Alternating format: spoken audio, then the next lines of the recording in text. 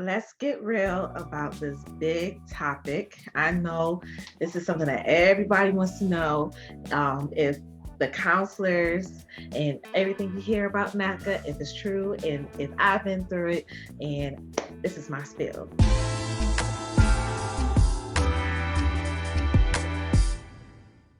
Hey YouTube, this is Natural Normal Nate or Nadrea. I'm just a coach that wants to help people succeed, and I'm here to do nothing but that. And in today's video, I just want to talk to everybody about the biggest issue that a lot of people seem to run across, and it's like in my inbox on a daily basis.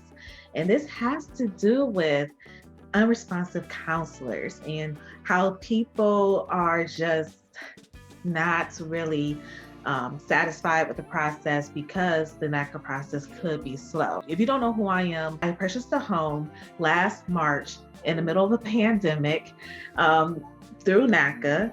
No closing costs, no PMI, no down payment. And, overall, the experience was exactly what I needed. And I would do it again.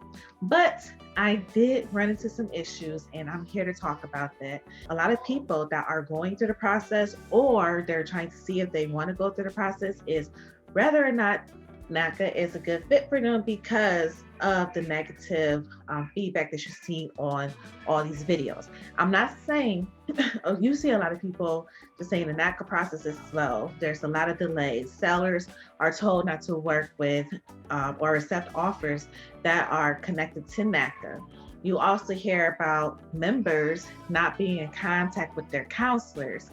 There's so much out there, and it just really puts people in a bind when it comes to determining if NACA is the right choice for them or not. And so I'm going to share my story and give you some pointers on what you should do when you go for it, if you choose to go for it with NACA. I heard about NACA and started my process back in 2017. And the first time I went through it, honestly, my credit report, my credit score at that point was not at a good point. It was not healthy. And on top of that, I was still in school and my loans were deferred. So I had a lot of issues when it came to my student loans and some late payments. And I just, overall, it was not a good portfolio for me to go get a mortgage. But I also was paired with a counselor. I met with her one time. We started going through my file, filling my file, and then one day she disappeared. And one time I was like, oh, okay, I don't know what's going on. Maybe it's something that I did, but then come to find out she left the organization. So I was kind of, taken aback, but I was like, okay, you know what? Maybe right now is not a good time. Anyways, until I heard about Achieve the Dream event the following year in 2018.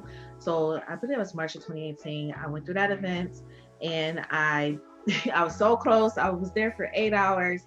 2 o'clock at night, I got denied because somebody I had co-signed for, they were late on their car payments twice, and I only knew about one time. So that was my fault. So this last time around, I went through the NACA process. I was qualified very quickly. My counselor, he was then transformed into my mortgage counselor. And while he did a great job getting me qualified, he went ghost on me in the middle, like when the pandemic was starting to happen. I was like, what the heck is going on? I need to close. I had all these issues with inspections. He brought up some issues about some medical debt that I always thought the medical debt, they don't really care about that, but it was a last minute costly issue for me. But me being determined, I was able to get over that issue. But it came down to the fact that my counselor disappeared on me. Like, where the heck is he? And so I'm going to tell you what I did to go forward and move my file to being closed. First thing I did, I've already paid for earnest money. I already paid for 2 inspections because I had to do an inspection, and he had to come back and do some re-inspections after the structural engineer came and did another inspection that I had to pay for. And then on top of that, the seller and his contractors had to fix things to allow my first inspector to come back and do a re-inspection, which I had to pay for. And then on top of that, the whole medical debt, I had to pay all of that. I was really pissed off. And I'm paying all this. And matter of fact, talking with my counselor, he's going back and forth between me and my creditor. And then I'm going back and forth, talking to my realtor and, having her go to meetings with me or for me.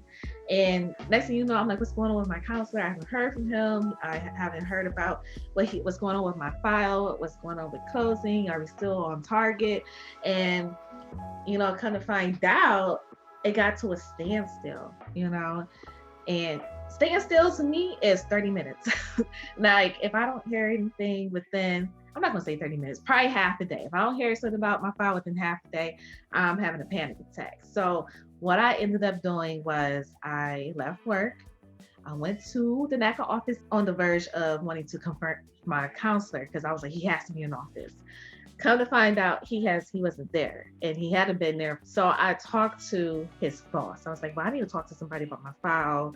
Like I'm on the verge of breaking down. Like, look, y'all gonna have to have more medical bills to pay in the future, So I ended up sitting down, talking to his boss. She helped me iron out a plan of action. Okay. And that plan of action that she had me do really helped me close on my house because my closing date was pushed back twice.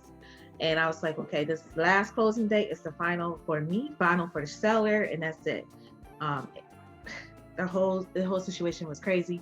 I can probably go into more details about that. That's another video. So the tips that I want to give you, if you're running into an issue with an unresponsive counselor, this is what you need to do. One, be very persistent. If your counselor is not responding to you, what do? Okay, are you going to just say, well, I give up, this is it for me? No, you need to be on the phone with your supervisor. You need to be on the phone with NACA member services. You need to be on the phone with anybody that you can get in contact with. Me, I'm that type of person, like I already put a lot of money into this. I already had my hopes up. Like this last time around, I was like not really thinking about going to get a house, but because I was like all the way through the process and my counselor got me qualified and, I already made all these moves, I was like, there's no turning back. So I ended up just being persistent. I ended up trying to figure out who are the right people to talk to. And that was one of the biggest things that I think helped me is that, okay, the person I'm trying to get in contact with is not responding to me and they're not, doing what I need them to do and to help me out. Who is the next person?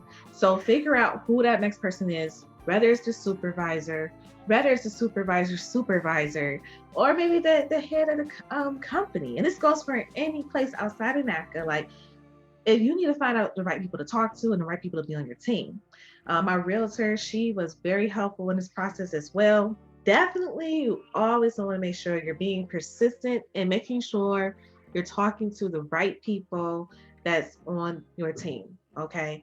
The next thing I did was, and this is very important from step one, you just got to put it in God's hands, okay? I was like, if it's for me, it's for me. If it's not, it's not. If this house is for me, it's for me. I will be living there. And that's the type of attitude I had to develop, even though it took me a few days to get that mindset, but it was just like, I'm not going to let this get me into a funk because I already know I did so much that I can do on my behalf. So once I just like released that stress and everything, like things started going in my favor. Like, okay, yes, the inspection's cleared up. Okay, yes, we have the creditor saying that you did pay that off. You're in good standing with that. Okay, now we have your closing date for March 27th, and yes, you will have to be paid back some money from the seller or however that works, from the title company. So it's just like everything started letting go going in the right favor once I started to let go. That's the top two things. Be persistent and let go and put it all in God's hands. Because at the end of the day, if this is for you, you will get it. You just have to surround yourself with the right positive people. And this is probably the third thing. Surround yourself with positive people that respect and support your journey. Don't, like me, I didn't really tell a lot of people that I was buy my house and I was in the market for a house, or I was going through the process, because I just didn't want all of that extra feedback. I only wanted my thoughts in the process. And then on top of that, of course, I was reading the blogs and the forums about what other people were going through negatively to see like what they did to, conquer and combat their process issues. But at the end of the day, I had to realize that their situation is not my situation. And I could possibly do something different than what they're doing. So there's so many different things that you could be doing to get over this unresponsive counselor issue. And where there is a will, there is a way. So with that being said, if you are going through this issue and you just need some feedback on what you want to do or what you should be doing in your process, I'm here. And anybody is more than welcome to email me. I'm always every single day responding to people in my inbox at passion@NadreaMiller.com and just giving you like different ways to look at the strategy. One guy, Kyle, I don't know if he's watching this. I believe he's in LA. And he came to me. The issue was that he had an appointment out in May, and he was like, oh, I want something sooner. I was like, you know what? Do what you can do. Just pray about it. Make a call to member services, and see what can happen. See if I can get an appointment date bumped up. And guess what? He just got his first appointment last week, and his process is going great for him so far. So I just say surround yourself with positive people, really know what you want, and don't let anything negative get in your way, because somebody else's situation is not yours. Point blank and period. All right, so I'm going to end this video because I can go on and on about this topic. So yes, I will say yes, there are unresponsive counselors. Yes, there are negative things with the NACA experience, but your experience can be way different, and the way you go about it can be yours. If you like this video, hit that like button, leave a comment below. If you have any questions, you can leave them below as well, or send me an email if you want to be more private to passion@NadreaMiller.com. And if you like what you're seeing, you can always subscribe to me as well. This is Natural Normal May, and this is all I have to say. Goodbye.